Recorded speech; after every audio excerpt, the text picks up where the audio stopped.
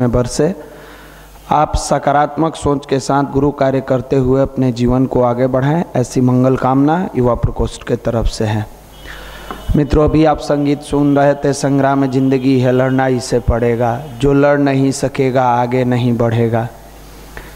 इन दिनों सुर्खियों में, मीडिया में आप देख रहे हैं, सबसे ज़्यादा युवा पीढ़ी भयभीत है, सबसे ज़्यादा सुसाइडल टेंडेंसी युवा पीढ़ी अपना रहा है। उसी पर संगीत था, संग्राम में जिंदगी है लड़ना उसे पड़ेगा। आज लड़ने की स्थिति में हम आप नहीं हैं, आप लड़ने वाली मनोदशा हमारे अंदर नहीं है।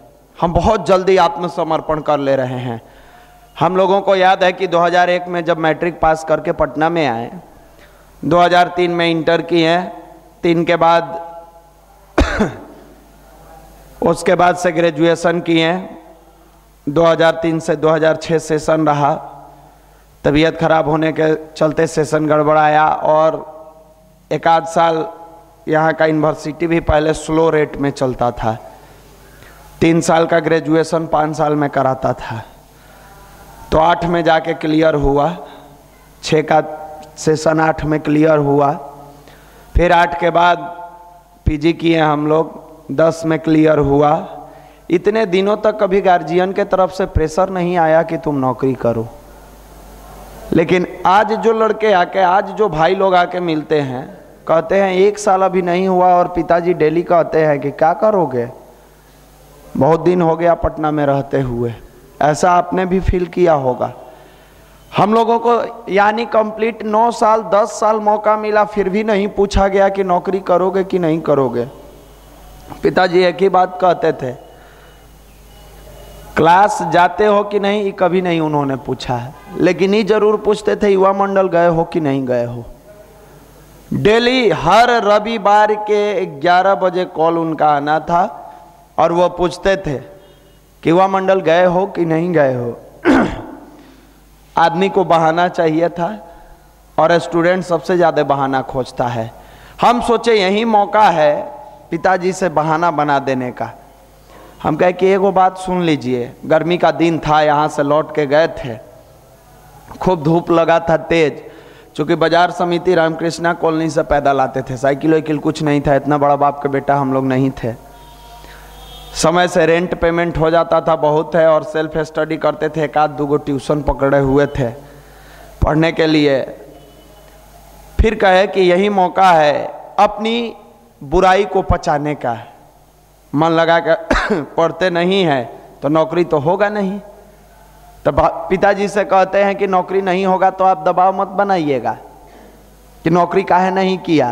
काहे कि आप एको बार नहीं पूछते हैं कि इंस्टीट्यूट गया था कि नहीं गया था, आप तो हमेशा पूछते हैं कि युवा मंडल गया था कि नहीं गया था।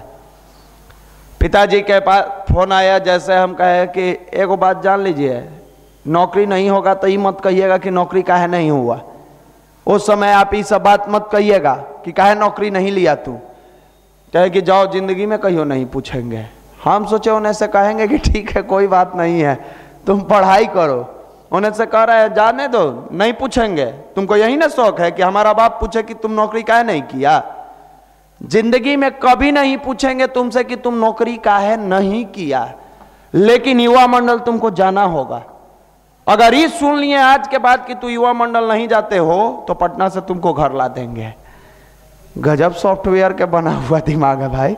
लड़का नौकरी नहीं लेता है तब इनके डैडी लोग बुलाते हैं घरे, पिताजी बुलाते हैं, ये कह रहे हैं कि तू अगर युवा मंडल नहीं गया तो हम तुमको बुला लेंगे। फिर युवा मंडल में मन लगने लगा, इंटरेस्ट आने लगा। अब इधर से एक वहां स्पार्क कर रहा है तार, अब इधर से निश्चिंत हो गए, कोई टेंशन नहीं है, नौकरी तो अब करना नहीं है।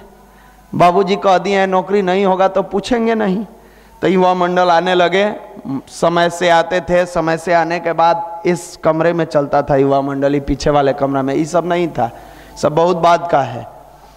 यहाँ रड निकालल था, जहाँ जहाँ आप पिलर दे रहे हैं, मोटा मोटा रड निकला हुआ था और युवा मंडल इसमें चलता था। मनीष भैया के आगे जैसे कैसे ही अगला रो है तो पतला है, कमरा है, इतना ही पतला है जितना पतला ही गैलरी आप देख रहे हैं। आगे बैठ जाते थे, खूब सुनते थे, बोलते थे। तो इसलिए नहीं सुनते थे कि बहुत नॉलेज हो जाए, बहुत ज्ञान हो जाए, इसलिए सुनते थे कि चल नौकरी के इंटरव्यू में जाएंगे तो सब बात बोलने पर वो बड़ा खुश होगा, पर्सनालिटी तो जरूर बन जाएगा। पहली स्थिति यह हुई कि श्रद्धा विकसित हुआ युवा मंडल में आने का। यह घटना इसलिए सुना रहे हैं कि बहुत लोग आते हैं हमारे तरह भाग जाते हैं, तो जब तक भागते रहिएगा कुछ नहीं मिलेगा। ये सोचते हैं कि दरी पर बैठ के मजा मार कहने से निकल लेंगे तो बहुत हमरा कुछ मिल जाएगा, कुछ नहीं। खाली हाथ रहिएगा, 10 साल आइए, 20 साल आइए, 50 साल आइए, मरने के एक दिन पहले तक आइए, कुछ नहीं मिलेगा।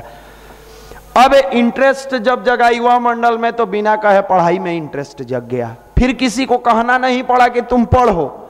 अभी तक न युवा मंडल में इंटरेस्ट था न पढ़ाई में इंटरेस्ट था, दोनों से दूर दूर भागते रहे और भागने का नतीजा रहा कि 2006 से लेके और 2009-10 तक कोई रिजल्ट नहीं हुआ था। ना तो बाबू 2003 में भी रिजल्ट दिए थे, 4 में भी दिए थे, 5 में भी दिए थे, 6 में भी दिए थे, और 6 के बाद रिजल्ट बंद हो गया, कंप्लीट बंद हो गया। मतलब ग्रेजुएशन जैसे कंप्लीट हुआ, ग्रेजुएशन का जो फॉर्म भरे एको को रिजल्ट नहीं हुआ।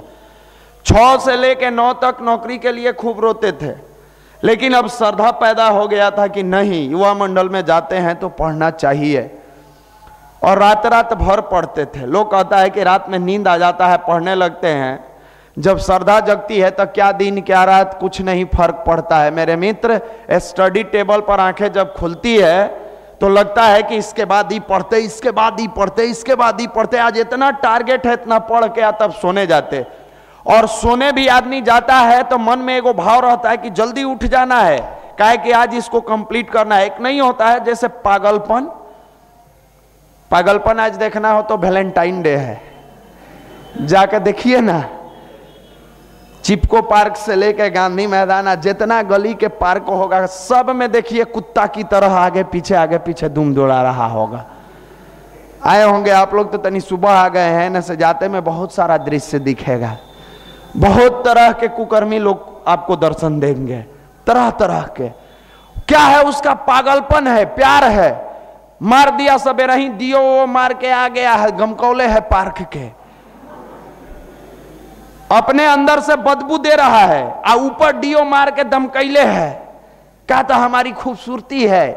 आज वैलेंटाइन है, सबसे करीब दिल के जो होगा उसको प्यार का इजहार करना है। सबसे करीब तो क्या कहें, लाइव चल रहा है। सबसे करीब वही आदमी है आपकी जिंदगी में। मम्मी पापा समाप्त, उन लोगों को जिंदा में श्राद्ध कर दिए हैं, उनकी समाप्ति हो गई, जो प्यार आपका डाइवर्ट हो गया। तो आदमी को जब उस लेवल से प्यार होता है तो पढ़ाई में मन लगने लगता है। और कई रातें तो ये होती थी कि 8 बजे पढ़ने बैठते थे तो 5 बजे सुबह तक पढ़ते थे, खाना भूल जाते थे।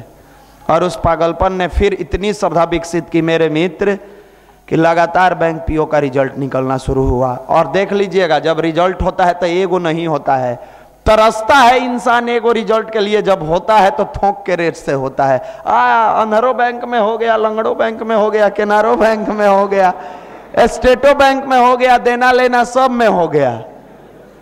तो रिजल्ट एक के लिए इंसान तरसता है, लेकिन जब रिजल्ट मारने लगोगे, कट ऑफ पार करोगे तो तुम्हारे कलम में इतनी आग हो जाती है कि फिर कट ऑफ तुम्हारे चिटकी पर। पहले क्या होता है कि हम लोगों को कट ऑफ समझना होता है, और समझना क्या है कि जैसे पेपर मिलता है हमने पहले प्रश्न से शुरू हो जाते हैं। 40 प्रश्न जाते जाते 1 घंटा गंवा देते हैं। अब 1 घंटा में बाकी 3 जगह का जाना है, यही तुमको बर्बाद कर देता है। जब आप रेगुलर सेट प्रैक्टिस करोगे तो उसमें आंक लेते हो कि मेरा रीजनिंग भारी है कि आसान है, मैथ भारी है कि आसान है, और जो सबसे आसान होता है उसमें 15 मिनट देते हो और 35 प्रश्न बना लेते हो। कट ऑफ वही निकलवाता है। पहले शुरू में आप लोग भी एग्जाम देने जाइएगा तो जो है से शुरुआत है, शुरू हो गए 1 के नंबर प्रश्न से, ऐसा नहीं होता है। 51 नंबर प्रश्न से अगर आसान है तो मारेंगे 15 मिनट में 35 प्रश्न और पहले कट ऑफ को पार किया जाता है। इट मींस अगर 200 नंबर का प्रश्न है, 50-50 नंबर चाहिए आपको, और 40% यानी 20 नंबर पर कट ऑफ पार होना है 20 नंबर पर, तो सबसे पहला काम करो कि हर सेक्टर के 25-25 प्रश्न को टच कर दो। मैं 25 टच करो, इंग्लिश 25 टच करो, रीजनिंग टच करो और जीके जीएस टच करो, और ये टोटल 100 प्रश्न बनाने में आपका 90 मिनट लगना चाहिए, इससे ज्यादा समय नहीं लगना चाहिए। 90 मिनट में 100 प्रश्न, और ये एक्यूरेट प्रश्न होना चाहिए, एक्यूरेसी के साथ टाइम मैनेजमेंट होना चाहिए।